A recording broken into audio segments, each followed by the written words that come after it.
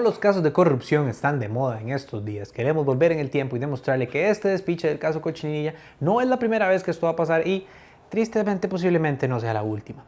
Queremos recordar y recapitular en qué consistieron los casos, tanto ICE Alcatel como Caja Fischel.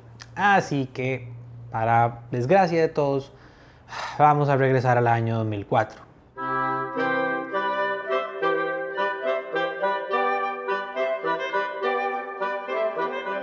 A través de los tiempos, el conocimiento humano nos ha dado cosas increíbles. Algunas nos han sacado de este mundo, mientras otras nos han enseñado cómo vivir mejor en él. Todo ese conocimiento ha sido puesto en libros, pero como usted es muy perezoso para leer, aquí está nuestra galardonada sección, un libro al año no hace daño. El caso Caja Fischel fue conocido por dos razones muy específicas. La primera, porque es uno de los primeros casos que se destapó de corrupción masiva en la Caja Costarricense de Seguro Social. Y el segundo es que es el primer caso que involucró a un expresidente de la República que lograra ser condenado. Porque más, afrontémoslo. Ser expresidente es como tener carta blanca para hacer lo que usted le la gana después de salir. Usted puede ir y decirle pendejo a Ortega, aunque con toda honestidad, doña Laura, estamos de acuerdo, Ortega es un pendejo. Usted puede irse 7 años a Suiza volviendo con antojo de tamal, o usted puede literalmente cambiar la fucking constitución para poder reelegirse. En resumen, la Caja negoció un préstamo de $32 millones para comprar equipo médico. El préstamo provenía de Finlandia. Hasta ahí todo suena bien, pero esto es Costa Rica.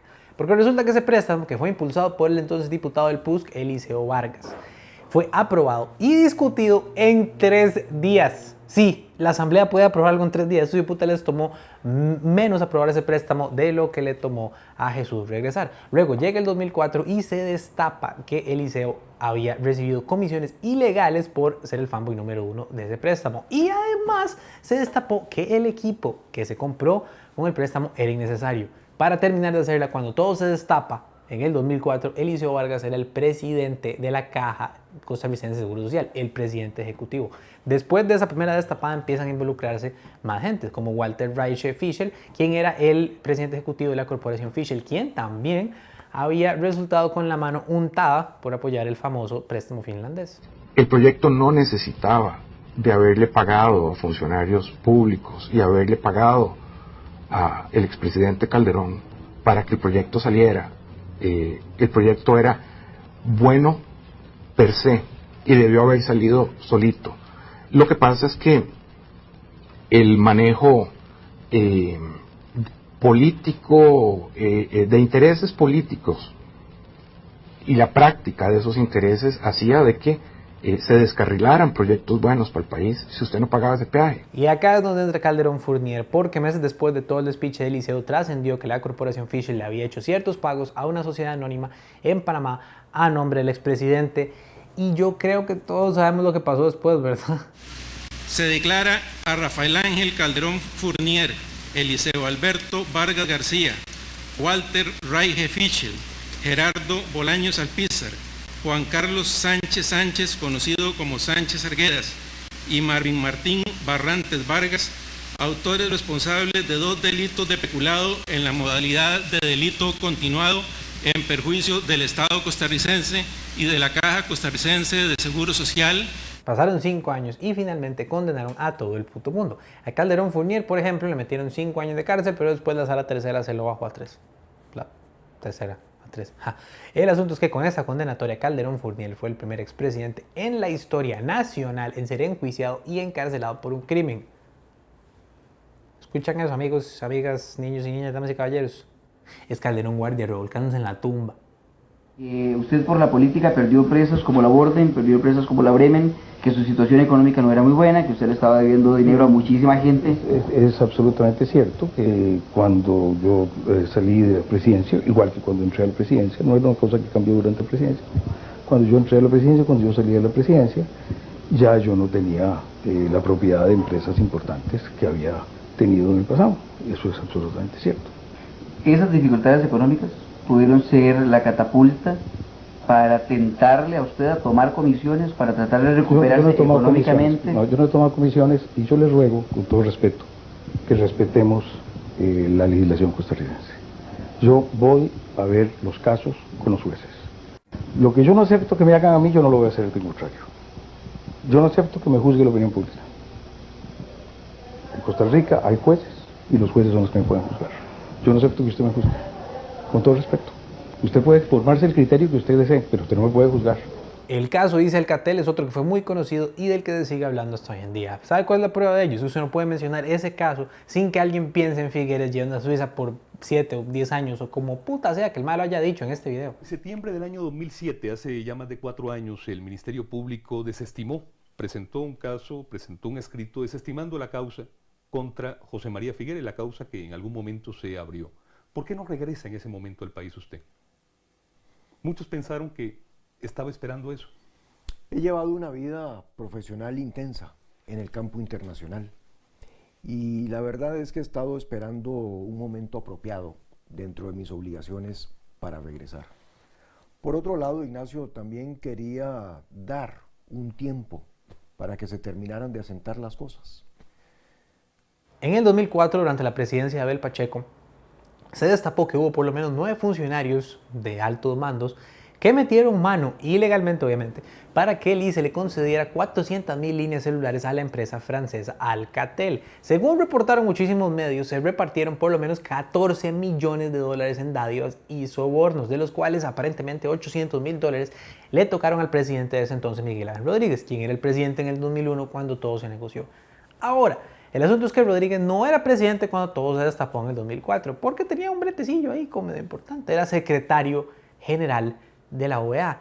Y si usted, estimado, estimade, espectadores, no sé cómo es, estaba vive, o no sé, en el 2004, usted posiblemente recuerda esto.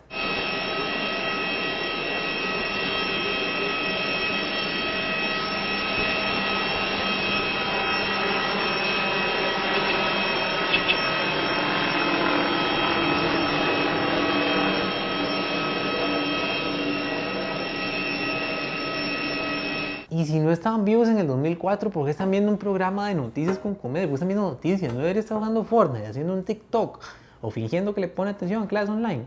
Miguel Ángel renunció a la OEA y se enfrentó a un proceso legal que duró hasta el 2015. Porque, primero fue condenado en el 2011 por corrupción agravada.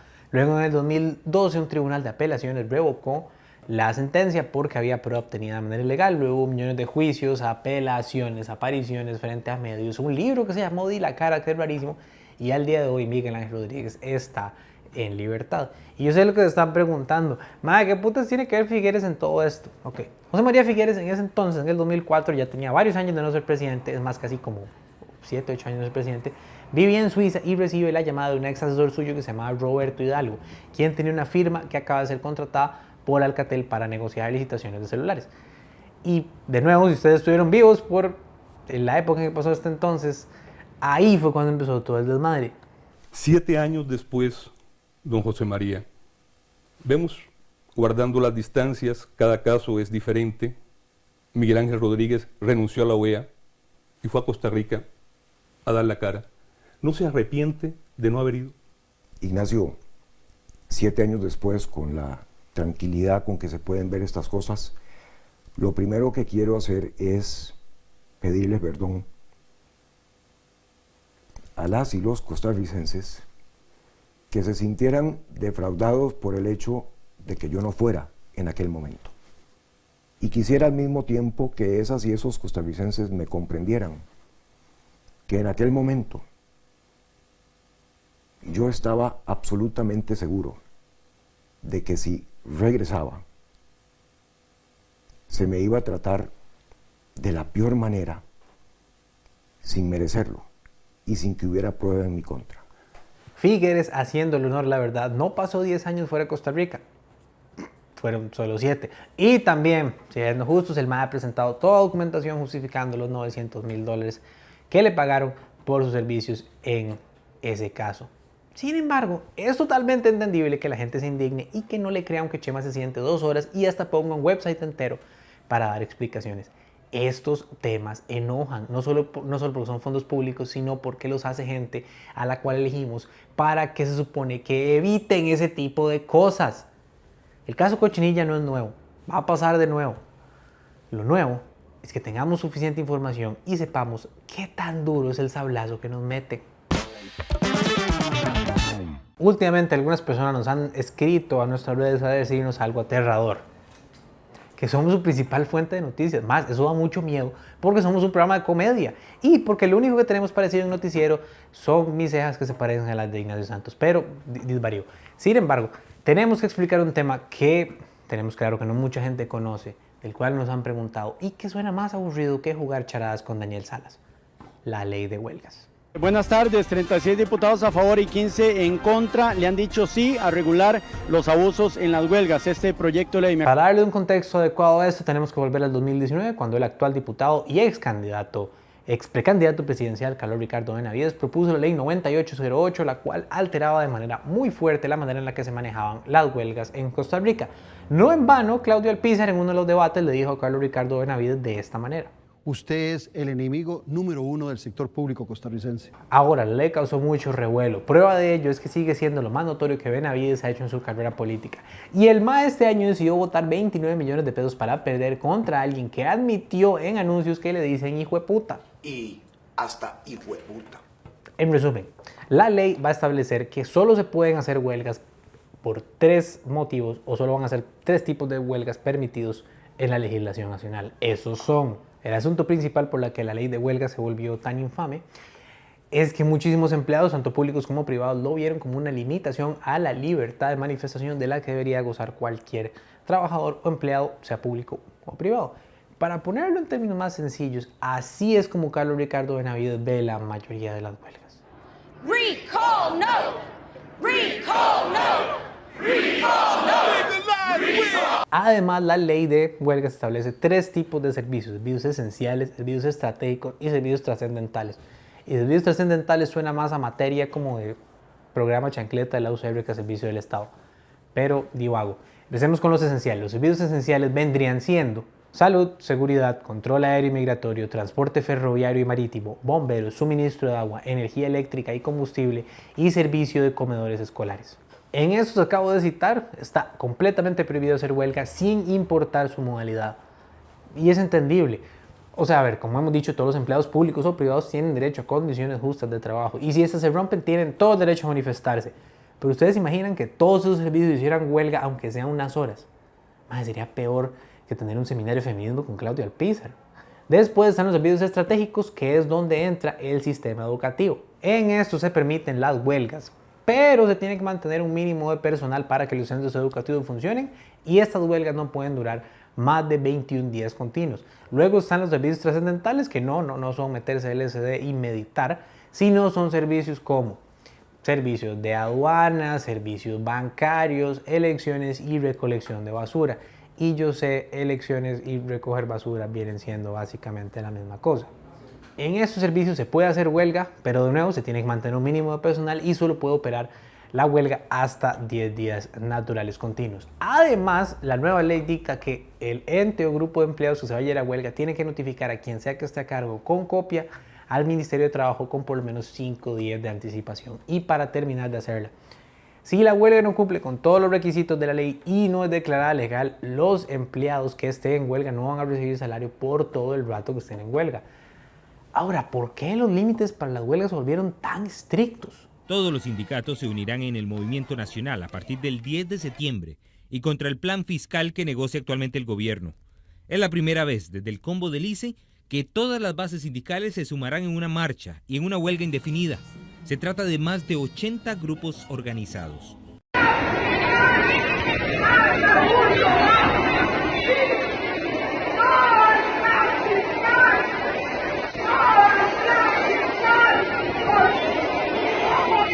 La jornada de protesta nacional busca negociar el plan fiscal. Además de la huelga, realizarán cortes, marchas y actividades culturales en diferentes puntos del país. Esto claramente es en respuesta a antecedentes de años recientes.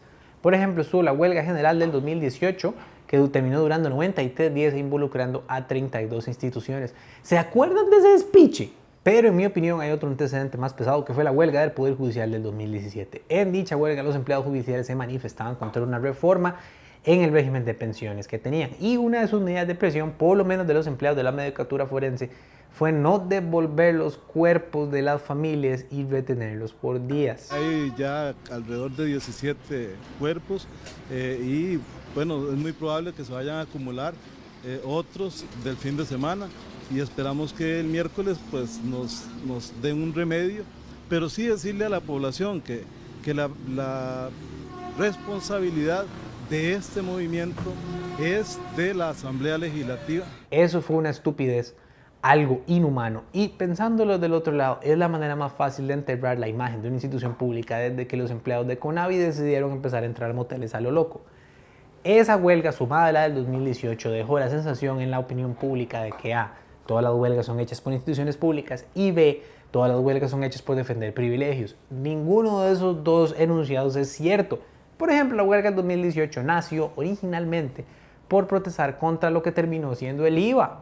No obstante, fue de ese enojo y de esa percepción pública que la Asamblea se agarró para poder pasar la ley. En otras palabras, Carlos Ricardo Benavides es como el ma del audio de ese que dice: cáguensele todos a este mamapichas, pero con los empleados públicos. No hay que confundir. Una cosa es los funcionarios públicos y otra cosa son algunos sindicalistas mañosos, vagabundos, que por años de años le hicieron daño a este país. Es posible que usted haya escuchado de esta ley en días recientes porque la Sala Cuarta, mejor conocidos como los que toman las decisiones aquí en realidad, decidieron suspender su aplicación y acoger una acción de inconstitucionalidad en contra de esta ley. Así es, después de todo este desmadre que les acabo de contar, la ley todavía ni siquiera se está aplicando totalmente. ¿Y quién aplicó y quién pidió esa acción de inconstitucionalidad? Quien la interpuso fue nada más y nada menos que Albino Vargas. ¿Quién vendría siendo el némesis de Carlos Ricardo Benavides en toda esta situación? Albino es posiblemente una de las personas a las que más se le ha mentado la madre en todo Costa Rica. Por si les da pena preguntar ya después de tanto tiempo y les da mucha vergüenza admitir que no saben quién es o qué hace, Albino Vargas es el secretario general de la Asociación Nacional de Empleados Públicos, o ANEP, desde 1991. Es un ex empleado del gobierno, quien se pensionó desde 2018 y ha estado en el centro de muchísimas manifestaciones sociales en las últimas décadas. Se opuso al combo del ICE, se opuso al TLC y se opone a casi todos los presidentes. Es más, es uno de los 3 hijos de puta que anduvo bloqueando calles el año pasado junto a José Miguel Corrales y Célimo Guido. Y Célimo Guido es el otro mae que evidencia lo mucho que la gente odia al Albino, porque la gente solo se acuerda de Célimo Guido por ser el otro Rocky hijo de puta que se parece al Albino. Y si no sabían nada de esto, Albino es al mae que arrestaron en media edición de Noticias Repretel. ¿Y qué corresponde ahora también en este asunto? ¿A dónde están los trabajadores en estos momentos? Bueno, yo tengo 2 de ellos aquí frente a mí en este momento. Ahí viene el comandante, me va a decir alguna noticia. Don William era, ¿verdad? La noticia que le tengo es que por orden del señor fiscal Johnny Rojas, ustedes quedan detenidos a partir de las 12:46. Oiga, que por orden del señor fiscal estamos detenidos. En este momento nos están deteniendo nosotros las víctimas, imagínese usted. Entonces sí, le doy la exclusiva y mis compañeros de ANEP que se movilicen rápido, por favor. Uno por uno, oficialía de guardia para que... Sí, porque figúrese que nos detienen solamente con la versión del alcalde, ¿verdad? Y no la que yo le estoy dando a usted. ¡Qué barbaridad! Todos recordamos la época de los bloqueos y de rescate nacional. Las palabras más detestables desde Hacienda quiere tocar Simpe. De nuevo, estoy un poco obsesionado con eso. Es preocupante, más. Y francamente muy desgastante estar perdiendo el orden social a cada rato, eso es muy cierto. Pero también tenemos que admitir que empleados de toda índole, públicos o privados, merecen tener derecho a manifestarse. Yo creo que todo el asunto aquí con la ley, no el problema de los empleados, el problema de los jefes, el problema es que estamos en una administración, y digo administración, gobierno, los 3 poderes que no saben negociar, no saben hablar las mierdas, no saben llegar a consensos. ¿Y qué es lo que pasa cuando sucede eso? Que polarizan más al hijo de puta país, mae. Gente como Carlos Ricardo Benavides, como Albino Vargas, que demuestran que no saben hablar y nada más están en lugares opuestos, un mismo problema, atacando de la ideología contraria, no están ayudando, más. El punto aquí con la ley de huelga, la ley de empleo público y todo lo que están pasando acá, es que son leyes que demuestran que el gobierno no sabe ponerse de acuerdo con absolutamente nadie. Y como todo se ve tan mal, la verdad prefiero irme a jugar charadas con Daniel Salas.